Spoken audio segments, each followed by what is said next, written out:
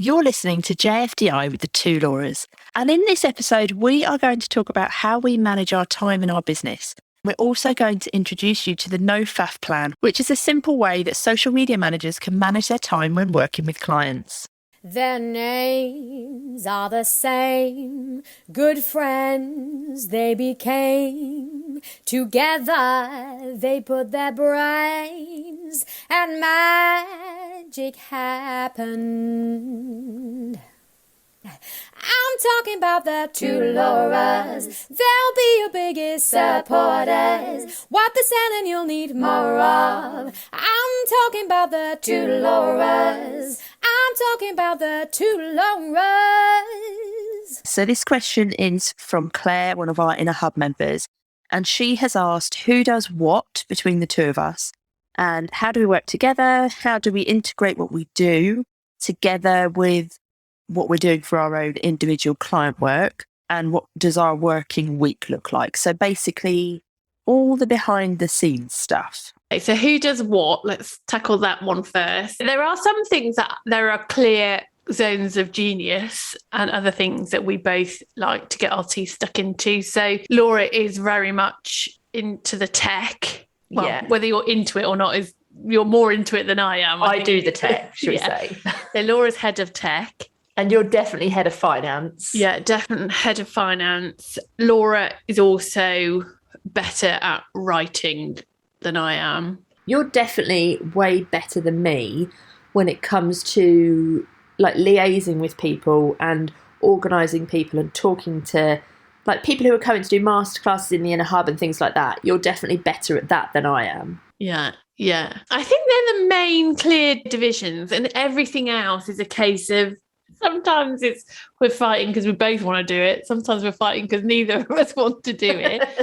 Obviously, the reason this all started because we both loved and still do creating solutions to problems. And so we still very much work on all those kind of product development together, don't we? Yeah. We both, I'd say, equally come up with ideas. Although I would say you're definitely better at coming up with ideas than me. Yeah, but you're better at making them reality. Maybe.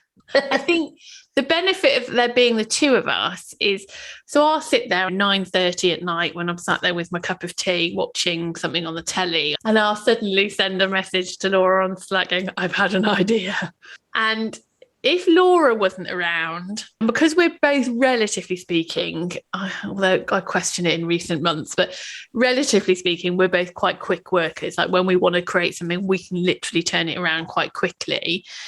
But I find that the fact that there's two of us, it does stop us. It kind of calms us down. And the other one is often then acts as a bit like a devil's advocate, really. Is this right? Are people interested in it? Is this actually going to solve the problem? Is this right to do now? Do we need to just add it to our huge list of things we want to do and not prioritise it? And I think that really helps us now, and that is a real benefit of having two people, don't you think? Yeah, definitely. And I think also because there's two of us, we can sometimes get more done.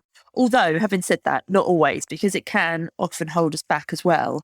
And I think a lot of people probably think, oh yeah, well, there's two of you, so twice the amount of hands. And that isn't always the way it is, because often one of us will be waiting on the other for something, or we both have our own ideas on how things will work. And yeah, sometimes like it can be harder, can't it? Yeah. And I think because there are two of us, we both need to have kind of said, yes, let's go for it. And, because when we come up with an idea, it's in one of our heads. We have to remember that it's not in the other person's head yet.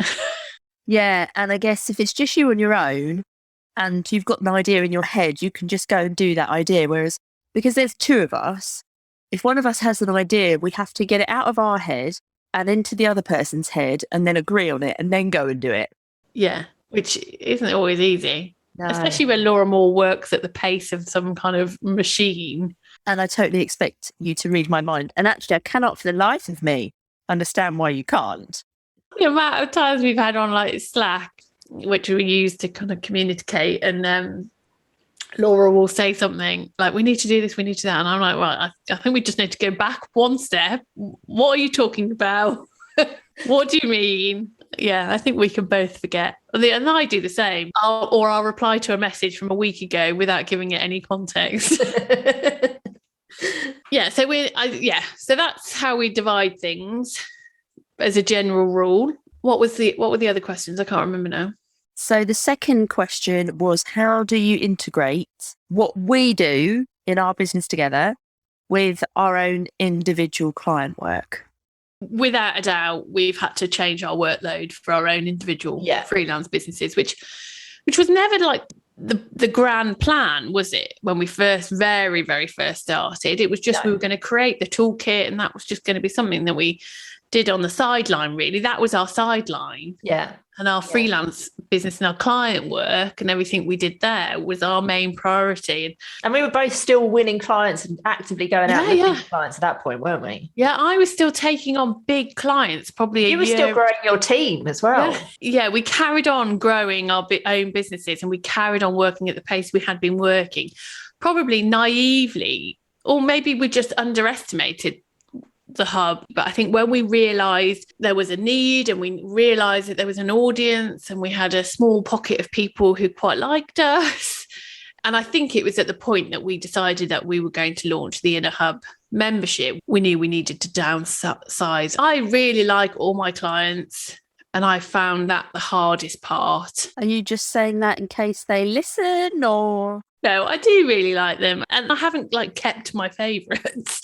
Luckily, one came to an end anyway. And sounds awful, but COVID to a degree helped me have to make some decisions, because those that had to pause me, I just got rid of in the end, because it sounds awful, but it was just an easy way out. And they were totally receptive to that. It wasn't that I wasn't leaving them in the lurch. So yeah, we've both had to downsize, haven't we? I've got a team of people who help, which was, again, that was never the grand plan.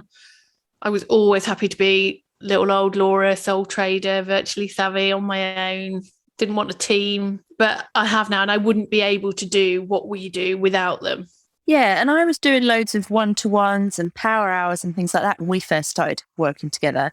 And that would not have been sustainable for me to carry on like that. So I have massively scaled back on those. Yeah. But you've started more freelance writing as well, haven't you? But we've got we don't have set times for when we do our work or our separate work, do we? We just kind of mesh along together. And we might be able to call together, and one of your clients might phone you, and that's totally cool. Or I might have an power hour booked one day, and you might be going to meet a client, and that's fine too. It's just how we work. And obviously we've got our joint diary. We make it work. It seems to work quite easily. Yeah, and we just have to integrate it into the working week that we have, and we always try to make sure we have a plan in place each week. And obviously we have to work around if there are particular client demands that week. But there are set things for the hub in terms of how we manage our weeks that we will always do every week. We generally speak at least once a day.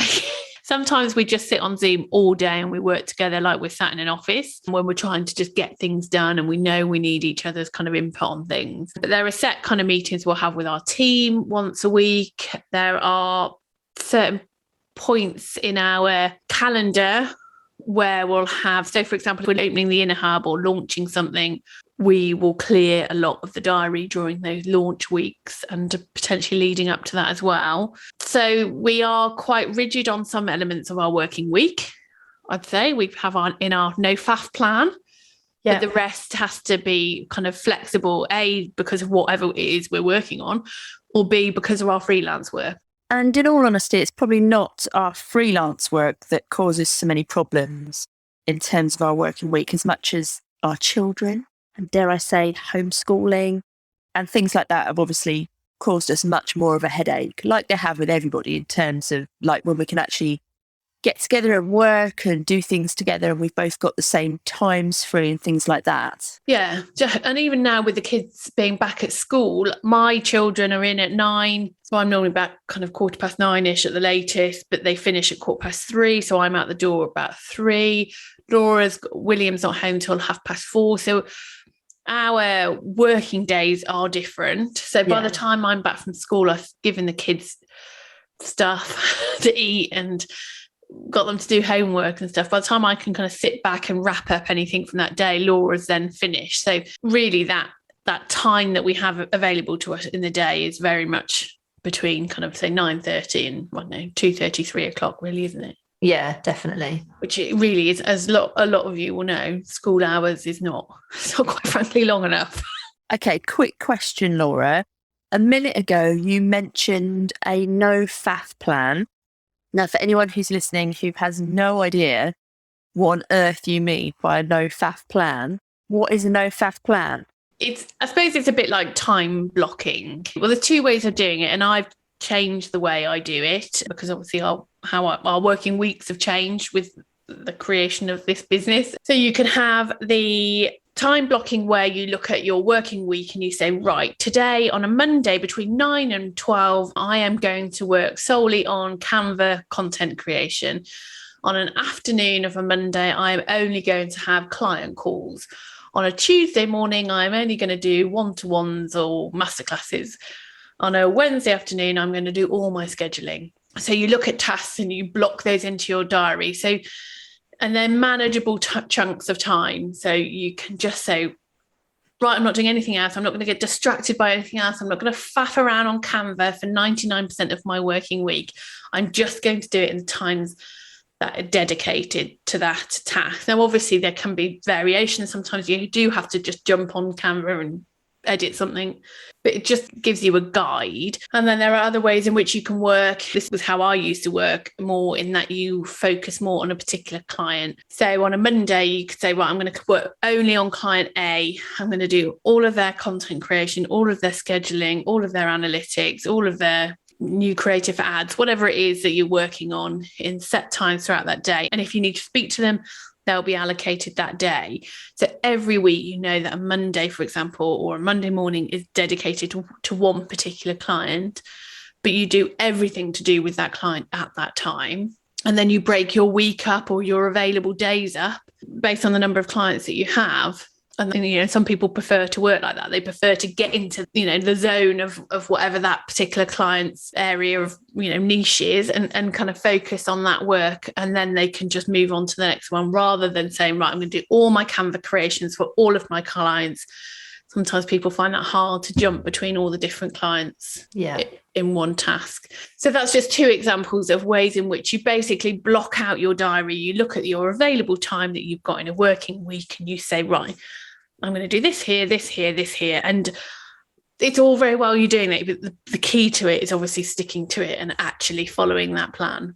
Yeah, and I think also when you're making that plan, to treat your own business as though it were a client and block out the time so you're actually working on your own business as well. Because we spend a lot of time working in our business and helping members and doing admin-y type things, obviously, and, turning up and delivering masterclasses and all of that stuff. But we spend a lot of time working on our business. And that's the bit that makes your business successful, isn't it? Working on it. Yeah. So even if we just had our freelance businesses, we would make sure that there were either time every day, a small amount of time, which is what I used to do, an hour a day just to concentrate on your business.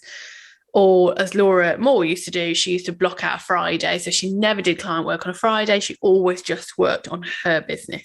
And that's kind of carried on down into our business still, hasn't it?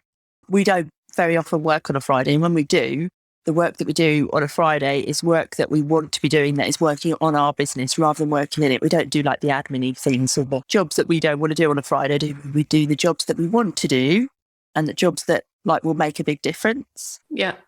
In theory, how it works. Yep, that is how it works. So if you are interested in trying out the no-faff plan that Laura has just talked about, we're going to put a link in the show notes so you can make a copy of the spreadsheet that we use for that. There's actually two different versions in this spreadsheet. There's the business hours version that Laura talked about where you work on different things, like in blocks of hours. And then there's like the days version where you'd work on different clients on different tasks each day. So yeah, head to the show notes. You'll find the link there. You can make your own copy and see if it works for you. And we'd love to know how you normally work. Do you time block like this, or do you have a different way of working? We'd love to know. So come and find us in our Facebook group. We'll pop the link for that in the show notes, or you can just head to the socialmediamanagershub.com. And if you are enjoying the podcast, we would love it if you would leave us a review. We will see you in a future episode. Yep, that is exactly how it works. So if you're interested in trying out the no-faff plan that Laura has just talked about, we're going to put a link in the show notes so you can make a copy of the spreadsheet that we use for that. And there's actually 2 different versions in this spreadsheet. There's the business hours version that Laura talked about, where you work on different things for different blocks of time throughout your day. And then there's the days version where you would block out a different client or a different task each day. So head to the show notes, you'll find the link there, and you can make your own copy and see if it works for you. In the meantime, we would love to know how you normally work. Do you time block like this, or do you have a different way of working? We would love to know. So come and find us in our Facebook group. We'll pop the link for that in the show notes, or you can just head to the socialmediamanagershub.com and come and have a chat with us in there. And finally, if you are enjoying the podcast, we would absolutely love it if you would leave us a review, and we will see you in a future episode.